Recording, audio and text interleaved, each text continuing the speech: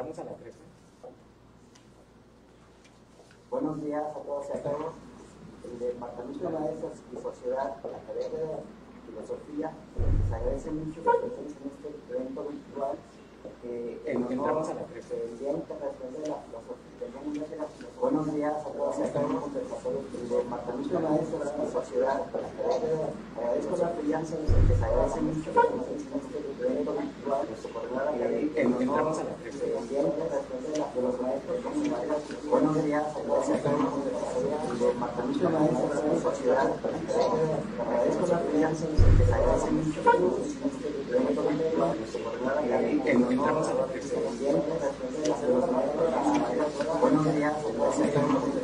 El Departamento de Maestros y Sociedad agradezco la confianza, les agradece mucho. Buenos días a todos. Es un gusto de estar con ustedes, aunque sea de manera virtual, y qué bueno que es en eventos académicos donde a ustedes los están formando cada vez más en cada uno de sus competencias y sus valores a adquirir. Me da mucho gusto este evento, que es un conversatorio, y felicito al departamento y a la Academia de Filosofía en especial por haber hecho este trabajo y llegar a todos ustedes. Fíjense que en el año 2002 la UNESCO celebró por primera vez el Día Mundial de la Filosofía, pero no fue hasta el 2005 que deciden que el tercer jueves de cada año del mes de noviembre se conmemorará este Día Mundial de la Filosofía. Nosotros lo estamos conmemorando una semana después. Pero bueno, el objetivo de esto es renovar el compromiso a favor de la filosofía, alentar los estudios filosóficos sobre los grandes problemas contemporáneos, sensibilizar a la opinión pública sobre la importancia de la filosofía y su labor crítica. Este objetivo se logra con eventos como estos, con eventos académicos en donde estén ustedes escuchando y aprovechando a sus profesores y a toda esa diversidad de pensamientos que se tienen. Quiero decirles que Prepa 18 seguirá en contacto con ustedes, trabajando siempre a favor de su formación. Esta fiesta de la disciplina más curiosa, una disciplina rebelde, una disciplina retadora y problemática, pero es una disciplina humana y universal, la filosofía. Adelante, compañeros, y mucho éxito. Saludos. Hola, querida comunidad estudiantil y académica de la preparatoria número 18. Vamos a iniciar este conversatorio con las aportaciones de nuestros compañeros aquí presentes, y vamos a iniciar con el maestro José María Gutiérrez. Por favor. Muchas gracias. Bienvenidos a todos los que nos ven en línea y a los compañeros presentes. Para iniciar, retomando esto de la filosofía, yo me basé, la filosofía nos ha acompañado y es la madre de todas las ciencias. En especial, de lo que yo les quiero hablar hoy es de ciertas escuelas de la filosofía helenística. La filosofía helenística se da en este periodo donde la cultura griega está llegando a su fin, toda la Academia de Atenas, y es previo a la conquista del Imperio Romano. Estamos hablando de alrededor de 300 años antes de Cristo. Una de las principales escuelas en este periodo es la escuela de los estoicos. De todo el bagaje que tiene esta escuela, me quise centrar en una pregunta que creo que es muy actual, que es ¿cómo vivir en un mundo que no controlamos?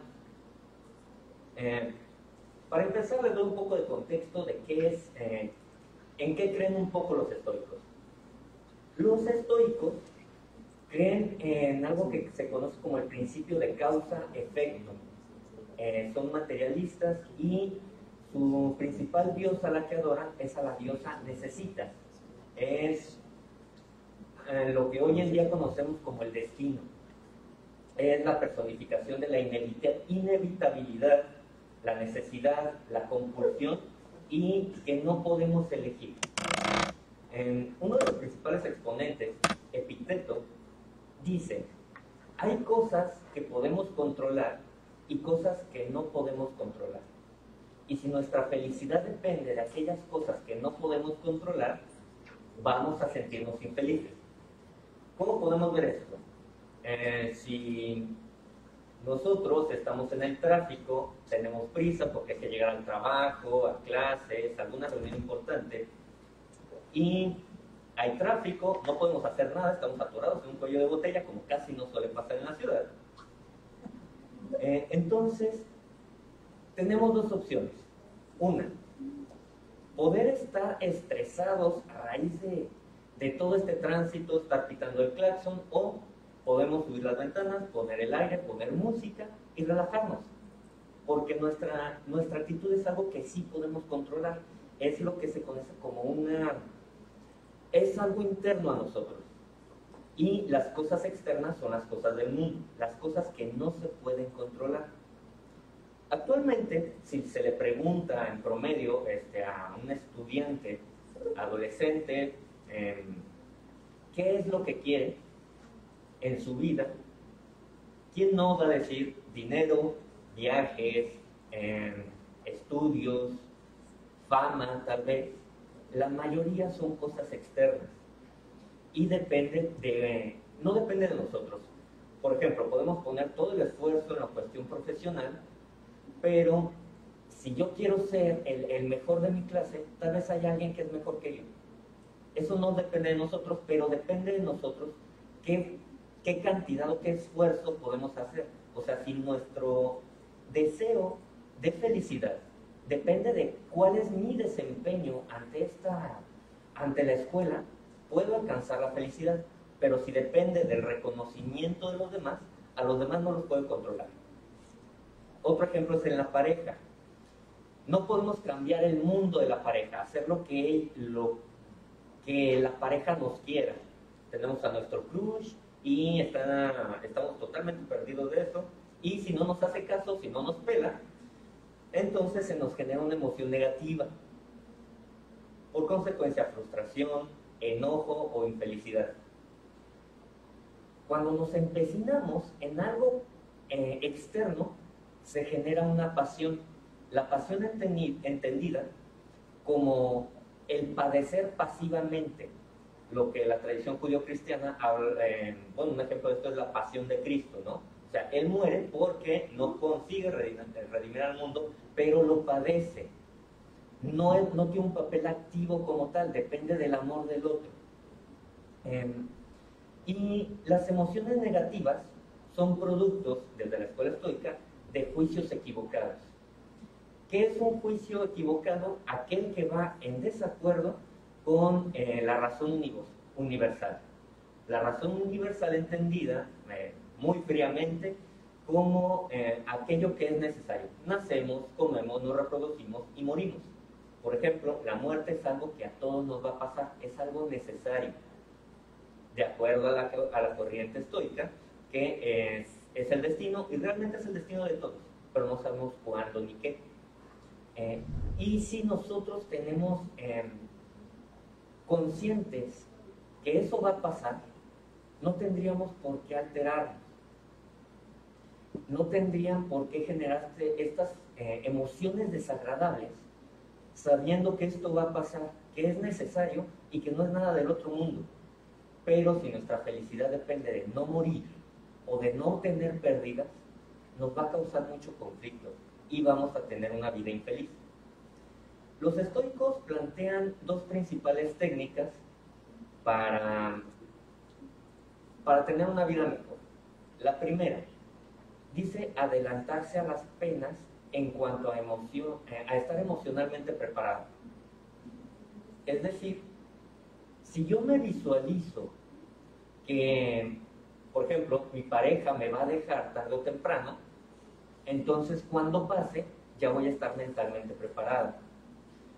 De cierta manera hay quien quien cree que esto es una visión un tanto negativa de las cosas, pero no va así, porque una cosa es padecerla y otra cosa es tener un papel activo. Ejemplo simple. Una cosa es que sus novios o novias los dejen y otra cosa es que ustedes corten a sus novios o novias. Esta famosa canción de te vas porque yo quiero que te vayas, a la hora que yo quiero te regreso, ¿no? Este es un perfecto ejemplo de tener un papel activo ante las circunstancias que que vamos a padecer. Y ya no las padecemos como una pasión sufriente. Esa es una. La otra técnica que marcan los estoicos es vivir una dosis de privación voluntaria. Es decir, si por ejemplo, antes de la pandemia, yo me mantenía en mi casa, me privaba de salir con otros porque sabía que tarde o temprano algo me iba a pasar, entonces prefiero quedarme en mi casa tomando una dosis de pequeña soledad como vacuna para que cuando me llegue el aislamiento forzado pueda mantenerme calmado y, valga la redundancia, estoico ante la situación adversa. Eso es lo que proponen más o menos los griegos 300 años antes de Cristo. Y si eso se propuso, entonces, creo que nosotros, con toda la tecnología, con los medios de comunicación, con todos nuestros recursos a nuestro alcance, creo que podemos plantear, si no las mismas, incluso mejores circunstancias o mejores alternativas para sobrellevar esta situación de adversidad, que claro que conlleva muchas pérdidas, que conlleva aislamiento, pero no por eso tenemos que padecerlo. Dicen que el dolor es inevitable, pero el sufrimiento es opcional. Entonces, desde esa lógica, creo que tenemos la creatividad y los medios para hacer algo mucho mejor. Muchas gracias.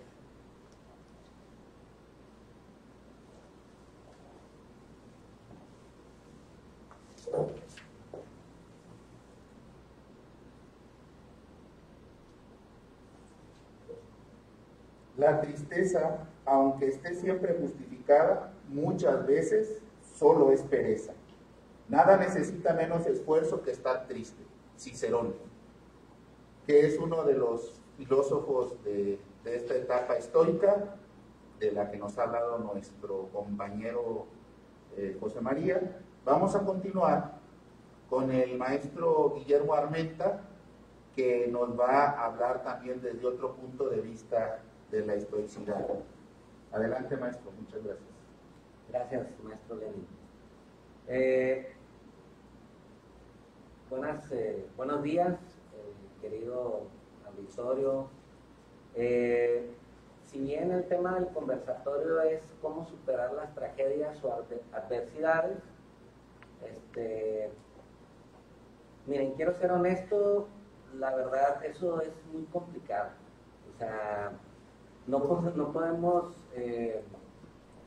venir a decirles a ustedes lo que deben de sentir.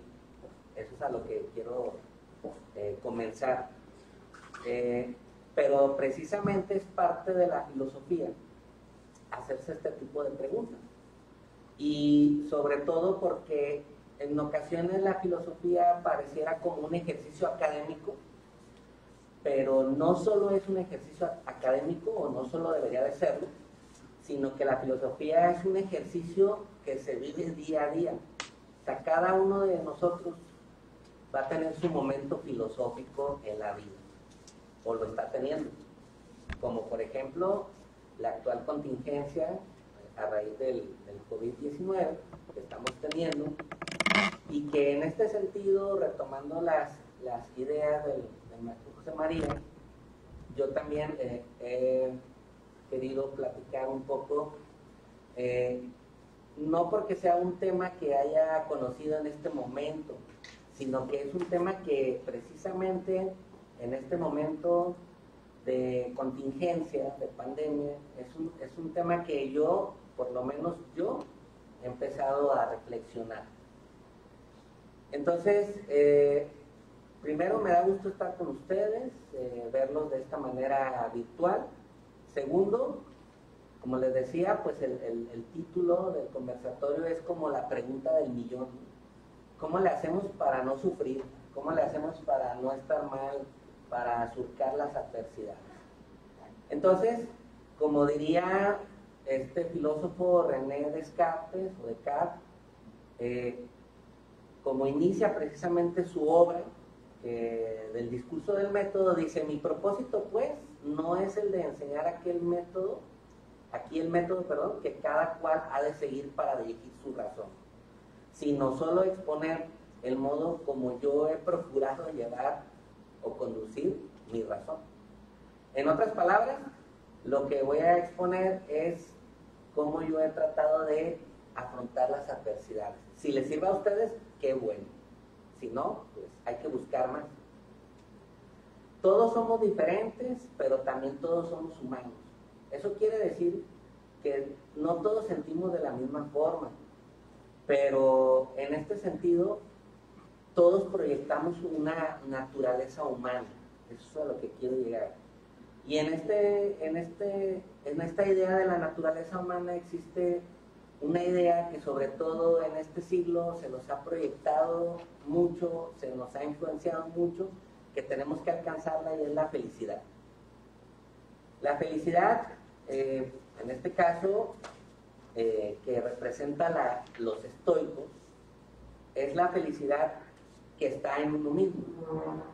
En este caso, existe la felicidad en el equilibrio, existe la felicidad también en cierta forma en los placeres, existe la felicidad en la renuncia, pero también existe la felicidad en lo social, y tal vez eso es lo más importante.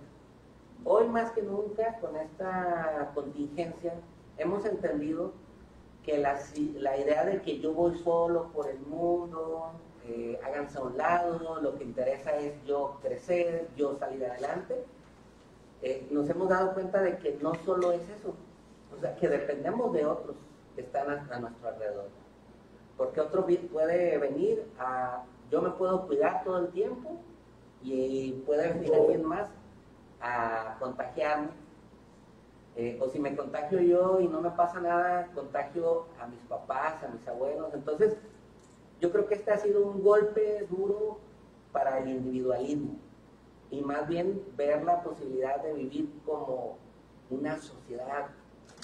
En vez de ser subjetivos, vamos a tratar de ser intersubjetivos, entre nosotros mismos, ver cómo mejorar. El estoicismo es una escuela, como decía el maestro José María, de hace ya 300 años antes de Cristo aproximadamente, que empezó con Zenón, y que en este sentido es una ética de la virtud. ¿Qué quiere decir virtud? Virtud es el poder, la virilidad, la fortaleza ante la adversidad, precisamente. El estoicismo es una filosofía de vida, como podría ser el cristianismo, como podría ser el budismo, etc. Y en este sentido nos indica el estoicismo, nos quiere como llevar al camino de que el destino es inevitable, pero el destino, aunque sea inevitable, en este sentido tenemos que tratar de controlar lo que está en nuestras posibilidades de control. Practicar el dominio de las pasiones que perturban la vida, valiéndose de la virtud y la razón. Como tal, su objeto es alcanzar la felicidad y la sabiduría, prescindiendo de las comodidades, los bienes materiales, la fortuna, etc. De allí que también designe cierta actitud ética relacionada con el valor y la fortaleza. ¿Por qué una actitud ética? Porque precisamente la ética aparte de que es una disciplina filosófica de reflexión de la conducta humana, también la ética es una disciplina de fortalecer el carácter. Y básicamente las personas que superan las adversidades, las tragedias, son aquellas personas que día a día están construyendo o están fortaleciendo su carácter, porque es inevitable que el mundo es difícil, el mundo es complicado, desde el momento de morir, por ejemplo, de tener la idea de que vamos a morir, desde ahí ya tenemos, en este sentido, una idea de que el mundo es complicado. Entonces, ¿podría esto parecer una filosofía de vida fría? No necesariamente, puede ser que a primera vista se sienta un poco fría, sin embargo, no es una filosofía conformista, es una filosofía que al contrario, que nos invita a tomar las riendas de nuestra vida. Por ejemplo, cuando tienen sus relaciones tóxicas, ¿verdad?, que les encantan, y que yo creo, tengo ahí como una hipótesis de que en algún cierto momento a todos nos toca tener una relación tóxica, no solo en el amor, sino en el camino de la vida, de estar con los amigos, todo esto. Entonces, por ejemplo, nosotros tenemos que tomar el control de nuestra vida. ¿Por qué sufrimos? Porque no podemos alejarnos de esa persona. ¿Cómo vamos a dejar de sufrir? Tomando el control de esa relación tóxica. Entonces, profe, pues usted dice que es bien fácil, pues sí, nomás me sale. No. Claro, nada en la vida quiero que entiendan que es fácil, pero quiero que entiendan que si no toman la fortaleza, el carácter, esa actitud ética, no van a poder continuar en la vida. Ese es el punto. O van a continuar siendo infelices. Para terminar, hay un ejercicio de los estoicos que recomiendan mucho en la meditación estoica, que es el memento mori. Es recuerda que morirás. Y sobre esa idea no es funesta ni triste, sino más bien es, ¿qué harías si hoy te enteraras que tienes cáncer y te queda un mes de vida? Y ahí es cuando nos ponemos a pensar, bueno, en ese sentido, ¿seguiría haciendo las mismas cosas que hago en este momento? ¿Seguiría, por ejemplo, yendo a trabajar? ¿Seguiría comiendo lo mismo? ¿Seguiría desperdiciando mi tiempo, por ejemplo, en este sentido, en las redes sociales, viendo fotos de gatos o perritos? Alguien podría decir, sí, porque es lo que me gusta. Exacto, eso es lo que quieren los estoicos. Que te plantees la idea de que vas a morir y que en todo momento tienes que intentar ser feliz, caminar hacia allá, que ese sea como tu destino. Muy bien. Si a alguien más le interesa, más este tema del estoicismo, para terminar, pueden comenzar con los clásicos, Zenón, Séneca, pero también hay, ya para terminar, un filósofo moderno que nació en Liberia, pero que se desarrolló más bien en Roma, en Italia, que es Massimo Pigliuccio. Por si a alguien le interesa, está muy padre su nueva onda estoica. Ahí se la recomiendo para si a alguien le interesa esto, con todo gusto, ahí en internet pueden encontrar información. Muchas gracias. Gracias, maestro Guillermo. Vamos a continuar. La vida es un sueño, nada es verdad. Ya nada verdadero decimos aquí, dador de la vida, solo como un sueño. Solo en sueño hablamos en la tierra. Nadie habla con la verdad aquí. Nadie habla con la verdad aquí. Nadie. Vivimos realmente aquí. Poema náhuatl. Vamos a continuar con el maestro Eric Rizzo, que nos va a hablar sobre estos temas de la época náhuatl y el sentido de la vida y de la muerte. Bueno, adelante. Muchas gracias a los que nos están viendo en redes sociales. Y bueno, en términos generales, la perspectiva que voy a presentar es muy sintetizada y estamos hablando nada más de una de las muchas culturas mesoamericanas, pero en términos generales hay una coincidencia constante de elementos básicos, ¿no? Entonces, se puede hablar de una filosofía náhuatl. Hay autores que dicen que es viable, que se puede utilizar el concepto. No existía un equivalente de la palabra entre los náhuatl, pero autores como Miguel León Portilla proponen que se puede considerar así. ¿Por qué lo podemos considerar así? Por el nivel de complejidad del pensamiento náhuatl y porque en la perspectiva náhuatl la poesía, el canto, la música y la filosofía están entremezcladas, no hay una diferencia entre ellas, entonces van a la par. Y la filosofía desde el punto de vista náhuatl sería estos pensamientos, estas preguntas acerca sobre la existencia del hombre, su destino, su papel, su relación con los dioses y la manera de vivir una vida plena, digamos, en términos generales.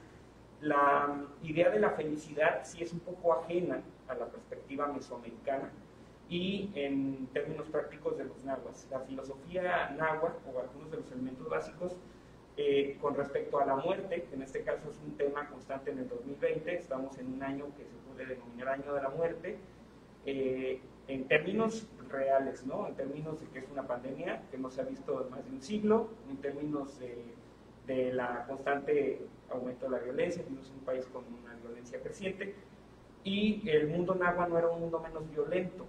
La gente luego idealiza el mundo prehispánico, ¿no? De que era un mundo feliz, un mundo sin españoles que nos trajeron la codicia y la maldad. En realidad era un mundo donde también existían esas adversidades, en especial la muerte. La diferencia es cómo lo afrontaban, ¿no? Desde una perspectiva, para darnos una idea, tenemos que salirnos de nuestra zona de confort, de pensar como pensamos como mexicanos y pensar, valga la redundancia, que estamos ante una sociedad que su filosofía sería más similar a las sociedades orientales que a la occidental. Entonces tendremos que salirnos de todo lo que tenemos del esquema judeocristiano, grecorromano, del occidente, ¿no? Entonces, desde ese punto de vista, la muerte para los náhuatl es algo frío y amoral. O sea, es un hecho amoral, no hay un juicio moral en la muerte. ¿Por qué? No hay ni siquiera la noción de que la muerte sea democrática, ni siquiera existe esa idea de que la muerte nos trata igual a todos, porque no, la muerte en el mundo náhuatl nos trata de diferente manera y no tiene nada que ver con tus actos, lo que va a pasar después de que mueras. Simplemente mueres y es como te tocaba morir. ¿Okay? Es una perspectiva moral. No, si te portaste bien o mal, no hay una retribución. Si fuiste guerrero, estabas destinado desde que eras niño, que era el bebé, a ser guerrero, por lo tanto estabas destinado a acompañar al sol en su momento del alma, ¿no? Entonces este tema de la perspectiva de la muerte pues es un poco diferente, bueno, bastante diferente a lo que nosotros asumimos, ¿no? Ya interiorizamos que en el momento de la muerte se nos va a juzgar de una manera u de otra, ¿no? Si bien algunos pueden creer o no en la vida más allá de la muerte, algunos asumimos que en el momento de la muerte se nos va a juzgar en vida, los vivos nos van a juzgar conforme a lo que hicimos, ¿no? Nuestro legado, se podría decir. En el mundo náhuatl no existe esto, ¿no? Es un mundo amoral, es un mundo no individualista, el individuo tal cual es irrelevante, lo que importa es el colectivo, es la sociedad, es el común, y desde este punto de vista, pues si tienes el destino de ser guerrero, vas a ser parte del cortejo del sol. Si tienes el destino de morir como madre dando a luz, igual vas a ser parte del cortejo del sol. Pero si tienes el destino de que te caiga un rayo, vas a acabar viviendo en el paraíso del Tlaloc, ¿no? En el Tlalocan. Entonces realmente es muy diferente a lo que nosotros estamos pensando. Entonces esta noción del destino domina de manera transversal toda la visión náhuatl del mundo. Y desde esta manera de ser también hay una visión cíclica. El mundo es cíclico y dual a la vez, o sea, siempre hay un par de algo.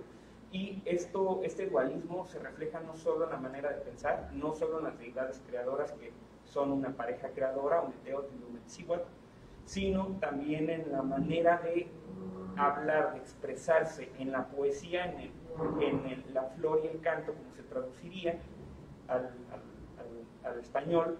Estamos ante una perspectiva siempre dual, siempre hay el uso constante de dos frases repetitivas, parecería repetitivo, pero en realidad es parte de esta noción náhuatl de que todo tiene un par, ¿no? Entonces siempre hay un contrario y siempre hay un ciclo, ¿no? Entonces desde esta perspectiva, pues la muerte es parte de esos ciclos, o sea, la muerte es un punto no final, sino parte de muchos ciclos y por lo tanto se asume un destino que a veces se conoce, a veces no, solamente los dioses te lo pueden revelar. No hay retribución después de la muerte, es una concepción solemne, o sea, así es y así tiene que seguir siendo, es una sociedad más abierta en algunos aspectos a integrar a la gente foránea, sociedad prehispánica, de lo que nosotros somos, y por lo tanto hay cierta similitud en ese tema de la solemnidad y la resignación, cierta evolución convergente con escuelas como el estoicismo, ¿no? Pero no hay una relación directa. Entonces, ¿cómo podemos, de manera general, entender o relacionar con lo que conocemos de filosofía? Aquí creo, bueno, eso es una perspectiva personal, que la muerte para los nahuas sería más cercana al imperativo categórico kantiano, o sea, el énfasis en el deber. Naciste, estás destinado para hacer algo, y por lo tanto la única manera de ser pleno, ser feliz, es no resistirte a ese destino, sino asumirlo como tu deber, como esa parte. Digo, de una perspectiva muy general. En términos prácticos, el alma también se define de manera muy diferente. Los nahuas no concebían un alma como un solo ente, sino hablaban de varias fuerzas anímicas. Entonces, esas fuerzas anímicas estaban en diferentes partes del cuerpo humano. Por ejemplo, el tonali, que era muy asociado con la habilidad y la fuerza del guerrero, se encontraba en la parte superior, en la coronilla de la cabeza, y por eso muchas veces en la iconografía náhuatl y prehispánica en general se representa al guerrero sometiendo a su cautivo por el pelo, sosteniéndolo por la cabeza, porque está asumiendo y controlando su tonali, su fuerza vital. No necesariamente a todos los capturaban así. Imagínense en batalla tratar de capturar a alguien que te está metiendo lanzadaros, te está dando golpes con una cuahuitl, con una macana, y tú lo tratas de agarrar de pelo, pues va a ser un poquito difícil, ¿no? Lo capturas como se pueda. Si lo tienes que herir, si lo tienes que golpear de otra manera, pues no hay problema, pero es una representación iconográfica común, ¿no? Porque hay que asumir el tonal. Y otra fuerza anímica muy importante, y que aquí es una metáfora muy interesante del mundo náhuatl, es el yolotototl, es decir, el ave corazón. Se pensaba que la parte, digamos, más abstracta del sentimiento humano se alojaba esencialmente en el corazón. Entonces el corazón o el yolotl de nosotros se muestra después de muertos como una ave, una ave preciosa que se va al mundo de los dioses, ¿no? Entonces eso es el yolotototl, es decir, el ave corazón. Y es una manera de concebir diferente la muerte, ¿no? Es una manera como más general y también como más metafórica. Y por otro lado, el hígado es otro de los lugares donde tenemos una fuerza anímica importante. Entonces la relación con los sentimientos no solo es con el corazón, también es con el hígado, porque nosotros asumiríamos que el hígado no tiene ningún papel emocional, pero en realidad sí. Cuando hay mucho estrés, pues hay bilis, ¿no? Todavía dicen en general.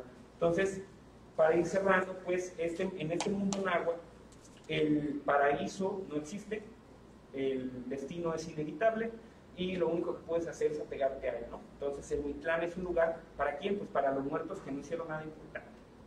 O sea, se suele utilizar ahorita mucho el Mictlán, y más con esto de la tradición de Día de Muertos. El Mictlán es para el muerto que no hizo nada interesante, no estaba destinado a hacer nada importante. Entonces el Mictlán es el lugar más democrático, es un reino frío, húmedo, telúrico y un ámbito femenino.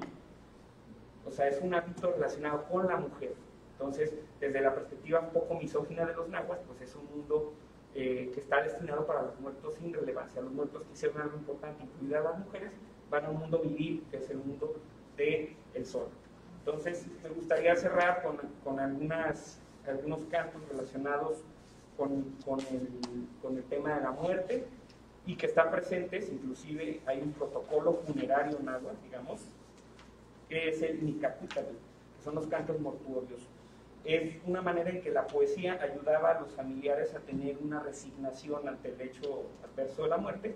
Y, por ejemplo, uno de ellos dice, bueno, traducido al español, en náhuatl, si no lo entenderíamos: con lágrimas floridas de tristeza dispongo mi canto, yo el cantor. Recuerdo a los príncipes, a los que se hicieron ruidosamente pedazos, a los que están sirviendo allá en Shimoyán. Entonces es una manera bastante interesante de concebir la muerte, ¿no? Muy diferente a la nuestra, y creo que nos ayudaría también, pues, a entender la muerte desde diferentes perspectivas y también nutrirnos de ella, ¿no? Y muchas gracias por su atención. Gracias, maestro Eric, por su participación e interesante enfoque, ¿no? de la muerte en estos momentos que vivimos. El destino de los hombres está hecho de momentos felices. Toda la vida los tiene, pero no de épocas felices. Friedrich Nietzsche.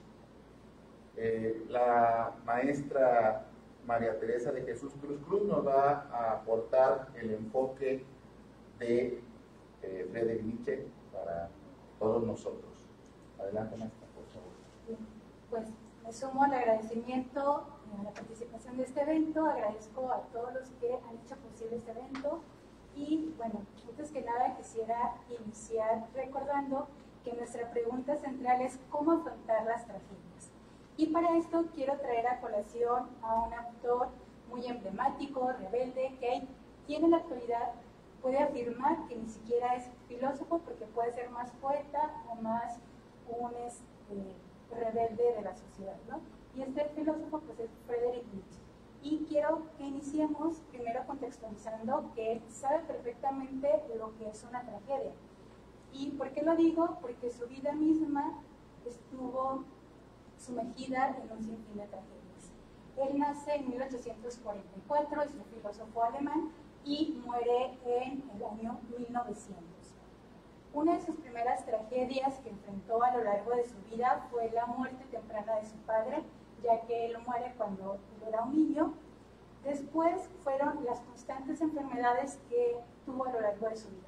Y hubo dos enfermedades que marcaron mucho su vida. La primera es fuertes dolores de cabeza crónicos, que probablemente fueron heredados de su papá, que lo llevaron al borde de la locura. Otra enfermedad es sífilis, que seguramente sí lo contrajo de la manera que nos imaginamos, ¿verdad? Porque iba frecuentemente con prostitutas, porque era la única manera en que podía estar en contacto de manera íntima con un hombre. Seguramente eso es otra tragedia. Otra tragedia más es cuando Lou Salomé, una mujer muy elegante, guapa, adorada por muchos, se presentó en la vida de Frederick fue presentada por un amigo llamado Paul Klee, que tenía la intención de que Frederick y Salomé pudieran unirse como pareja. Sin embargo, ahí surge la otra tragedia, Salomé se enamora de Paul Klee y deja de lado a Frederick, diciéndole en varias ocasiones que como pensador, como filósofo, lo adoraba, lo amaba, pero como hombre le era repulsivo. Ahí está la tragedia, ¿no?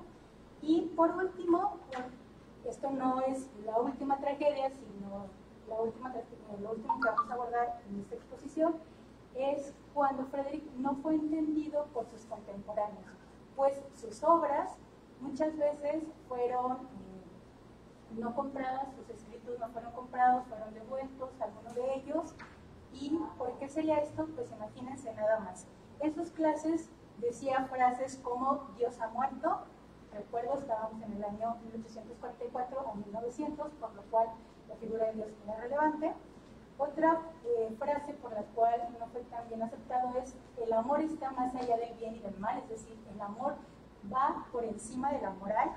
Otra es que las mujeres son seres de largos cabellos y cortas ideas. Podríamos entender que tal vez era misógino, pero no. Y otra es que las aulas se empezaban a vaciar por comentarios como este, ¿no? Entonces, por todo lo anterior, nos queda claro que Frederick sabe cómo enfrentar las tragedias. La tragedia es algo natural en la vida, se presentan, no podemos hacerlas a un lado, ¿no? Y entonces quiero presentarles tres propuestas que nos podrían ayudar a enfrentar estas tragedias. La primera es las tres transformaciones del espíritu, que él lo toca en su libro Así hablaba Zaratustra, un libro muy recomendable para empezar a entender a Frederick. Y él habla de estas tres transformaciones. La primera es el camello, es el espíritu que carga con la tragedia, que es fuerte, que no le dice no, sino que le dice un sí a la tragedia y la va cargando. La segunda es el león, donde dice ya no más a la tragedia, un alto total, se rebela contra la tragedia, la avienta, la tira, es una rebeldía absoluta. Y la tercera es el espíritu del niño. El espíritu del niño podríamos preguntarnos, pero ¿qué hay en el niño que sea más fuerte que el camello y más audaz que el león? Pues simplemente es inocencia, olvido y creatividad.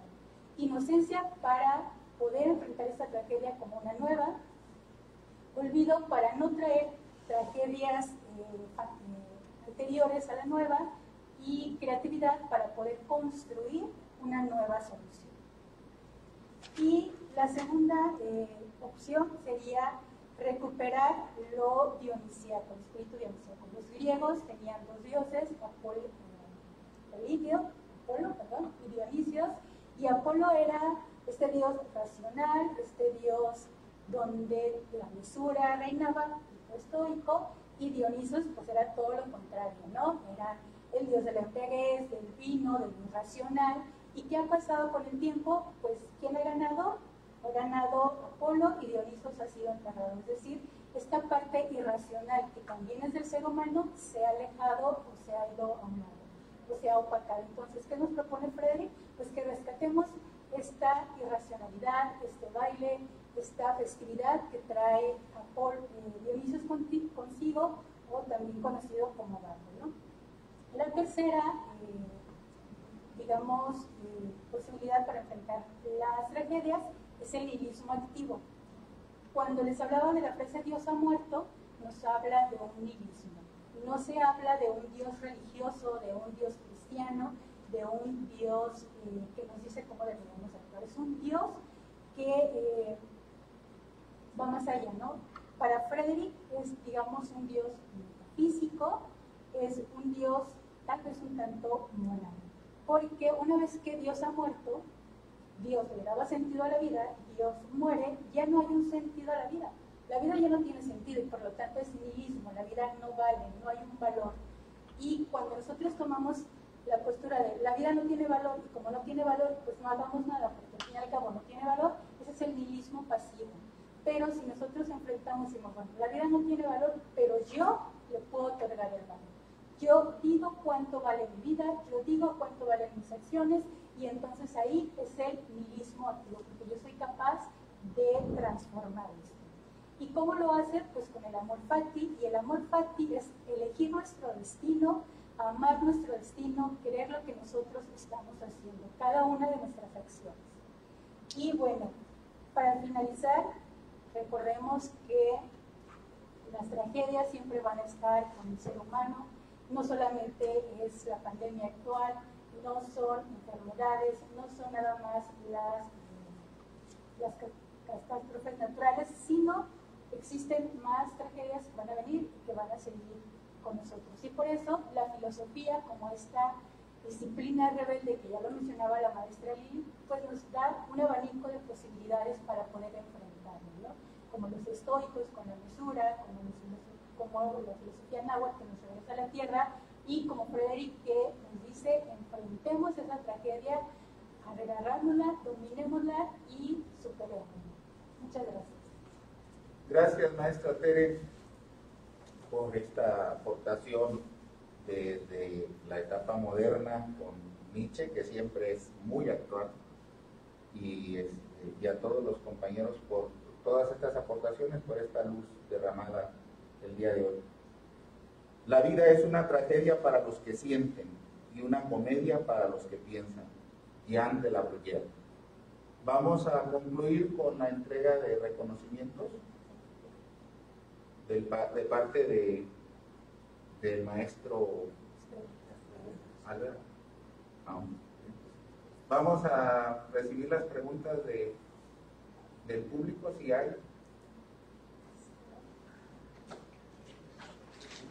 Vamos a tener unos minutitos para responder a las preguntas.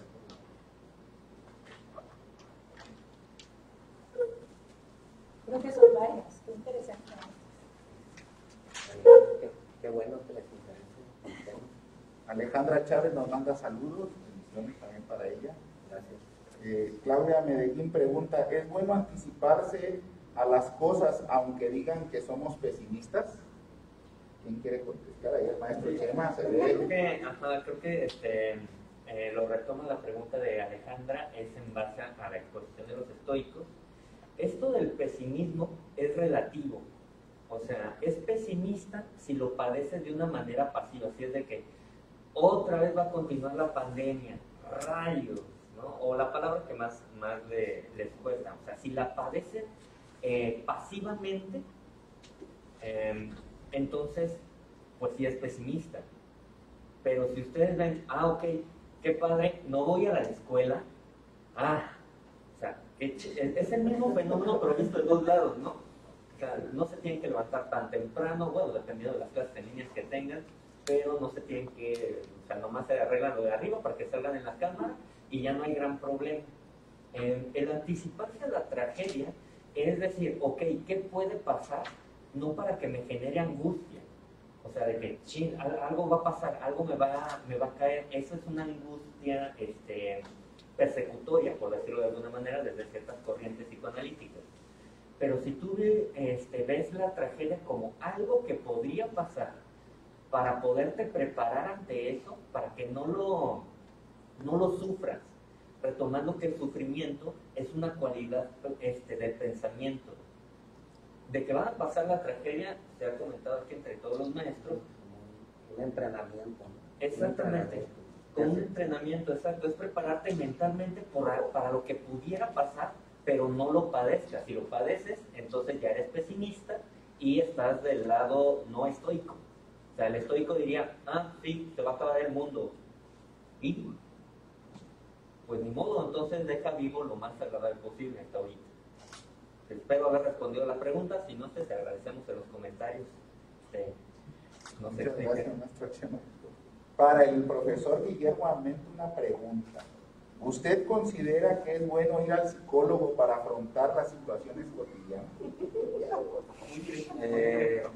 Yo creo que me conocen muy bien, no sé por qué me preguntan eso. No, a ver, muchas gracias por la pregunta. Yo considero, desde mi opinión, que por supuesto que es bueno siempre tener algún tipo de terapia. De hecho, como dicen que la terapia tendría que ser canasta básica, ¿no? Todo el tiempo tenemos que estar, bueno, no todo el tiempo, pero sí tenemos que estar constantemente reflexionando nosotros mismos y también, ¿por qué no? En algún momento muy adverso de nuestra vida, en algo que no podemos controlar nosotros mismos, ¿por qué no utilizar herramientas, en este caso, que nos puedan ayudar? El mundo da muchas herramientas para poder superar tragedias y adversidades, pero las herramientas pueden ser buenas o malas dependiendo del uso que se le da. O sea, si yo tengo un martillo y lo agarro para construir, le estoy dando un buen uso. Si yo tengo un martillo y lo agarro para pegarle a otro, le estoy dando un mal uso. Entonces yo considero que esta cuestión de la terapia es una herramienta que se le tiene que dar un buen uso, precisamente. Y por supuesto que sí es bueno. Tal vez yo, en esta cuestión de retomando a los estoicos, la terapia se tiene que darse a uno mismo con la meditación, y en este caso la terapia también se tiene que dar en la sociedad. O sea, al final, cómo el mundo real, cómo nos reflejamos ante el mundo real. Espero haber contestado la pregunta. Muchas gracias, maestro Guillermo. A propósito, también existe la consultoría filosófica, que no es algo común en México. Hay muchos consultores actualmente, pero es una cuestión que es muy interesante. A mí me ha tocado ya recibir una preparación en ello, y está muy padre saber, por ejemplo, que Lou Marinoff, que es uno de los precursores de esta terapia, ayuda mucho para cuestiones precisamente específicas. Maestro Eric, ¿por qué se le teme tanto a la muerte? En el mundo, acerca del tema que me tocó exponer, desde la perspectiva náhuatl y mesoamericana, la muerte no es temible, la muerte es parte de ese ciclo, inclusive llega a ser deseable, ¿no? en algunos momentos. Desde la perspectiva occidental, pues se genera más angustia. Como fenómeno universal, pues sí, usualmente a todos nos da miedo, no tanto ver que alguien se muera, sinceramente, sino morir nosotros. O sea, es un tema individualista, porque en realidad eso es lo que te descara ver a alguien morir. Por ejemplo, bueno, eso sí es una experiencia muy personal. Este año me tocó ver familiares muy cercanos fallecer. Afortunadamente no por COVID, pero sí lamentablemente hay esos momentos en los que te cuestionas, ese que está en el cajón se parece a mí, entonces podría ser yo, y ahí es donde como experiencia universal te choquea, ¿no?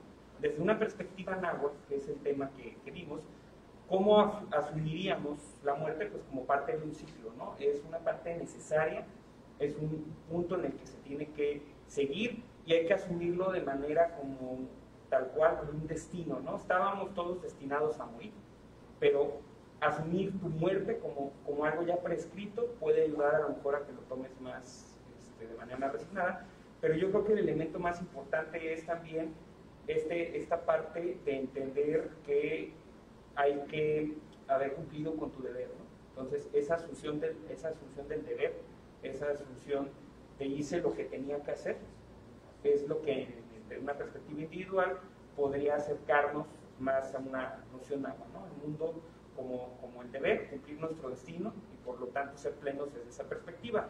Hay una escena que ilustra mucho cómo en el mundo náhuatl la muerte puede llegar a ser deseable, cómo asumió su destino.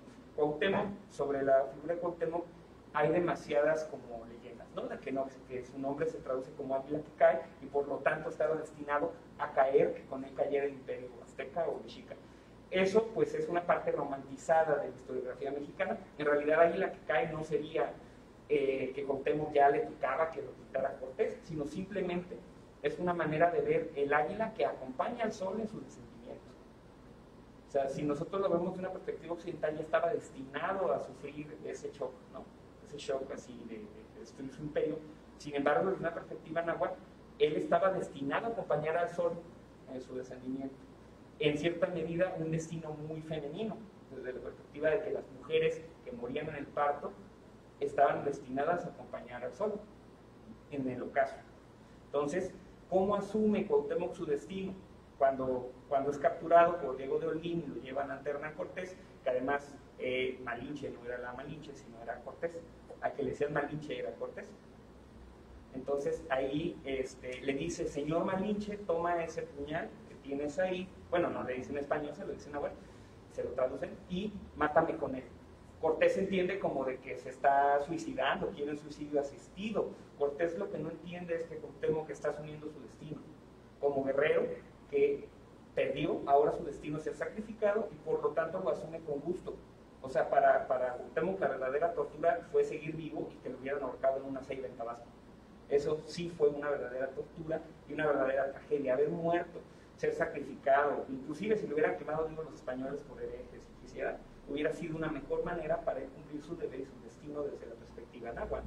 Entonces, ahí es donde vemos una manera diferente de asumir la muerte. Muchas gracias, maestro. Muchas gracias. Maestra Tere, ¿por qué las personas no son felices por lo que son? Señora pregunta, Qué complicado. ¿por qué las personas no son felices por lo que son? Primero, ¿qué es la felicidad? Habría que preguntarnos qué podemos entender por felicidad. Si queremos que felicidad sea un estatus de constante bienestar, siempre, pues eso no es la felicidad, ¿no? La felicidad es personal y va a depender de cada uno de nosotros. Y esto va a ir en relación a hacer acciones que nos hagan sentir satisfechos. Acciones que nos logren llenar como seres humanos, como personas, y de eso va a depender nuestra felicidad. Un gato, por ejemplo, va a ser feliz cuando haga todo su papel de gato, cuando duerma, cuando coma, cuando rasguñe, cuando haga todo lo que en su gateidad es su naturaleza. ¿Qué va a ser lo que le dé felicidad al hombre? Pues ahí es complejo, porque aún no podemos descifrar, tenemos más de 2000 años en la filosofía y no desciframos aún qué es el hombre. pero es una grandeza el hombre porque puede crear, puede transformar. El hombre no se limita a los instintos, no se limita únicamente a la racionalidad, sí, tiene una limitación que es la muerte, pero el hombre puede crear, puede transformar su mundo. Y aquello que no nos hace felices, yo podría, desde la perspectiva de Tere, de los filósofos, podría decir que la felicidad va a radicar en la percepción que nosotros tengamos, ¿no? Tiene que ver también con, de alguna manera, aquellos fantasmas morales que nos han impuesto. También tiene que ver con las creencias que nosotros tenemos de qué es la felicidad. Por ejemplo, para mí, Tere, ¿qué podría ser la felicidad siguiendo los prototipos de la sociedad? Pues que tengo 34 años y que a lo mejor a esta edad yo debería estar casada, con 4 hijos, con 2 carros, con una casa en el Palomar. ¿Y por qué no tengo eso? ¿No soy feliz? Pues no, sí soy feliz porque trabajo en Prepa 18, que es una de las escuelas más excelentes que hay aquí en Jalisco, porque tengo un excelente equipo de trabajo que me apoyó para que lleváramos a cabo este evento para ustedes y que tenemos una gran directora. Entonces todo esto me ayuda a yo sentirme feliz. Entonces, vuelvo a preguntar, ¿no? ¿Qué es lo que nos llevaría a la felicidad? Primero, conocer qué queremos nosotros y segundo, llevar acciones para que esto se haga realidad. Muchas gracias, maestra Tere. Son muchas preguntas, no podemos contestarlas todas, nos llevaríamos aquí toda la mañana y tarde, pero sí quiero agradecer a todos los que escribieron, Claudia Medellín, sus preguntas, Mon Loera, Itzel Gamboa, Elizabeth Robles, Adriana Arias, Jairo Castañeda, María Lozano, Andy, Alejandra de la Torre, Luis Alex, Daniel Rodríguez, Dana Paola, Milton Gallegos, Alan Moreno, Mauricio Mares, Edson de la Cruz, Manuel Ortiz, Areli Cortés, Marco Antonio y Alondra Covarrubias. A todos ellos y a todos los que quizá ahorita estén también elaborando más preguntas, les agradecemos toda esta participación, su presencia de manera virtual y toda la actitud pues positiva que tienen ante este momento. Había una pregunta también que hablaba de este momento de pandemia, que bueno, ya los maestros y un servidor haremos ese trabajo de responder de alguna manera en otro momento. Maestro Álvaro, por favor. Pues creo que se han dado cuenta del nivel que tenemos aquí en la escuela. Ya lo dijo la maestra Tere, la preparatoria 18, por eso es nivel 1 del valor de excelencia del Sistema Nacional de Bachillerato, por el nivel que tienen sus profesores y por supuesto por los aportes que ustedes también hacen como estudiantes que se comprometen con sus obligaciones, con sus responsabilidades.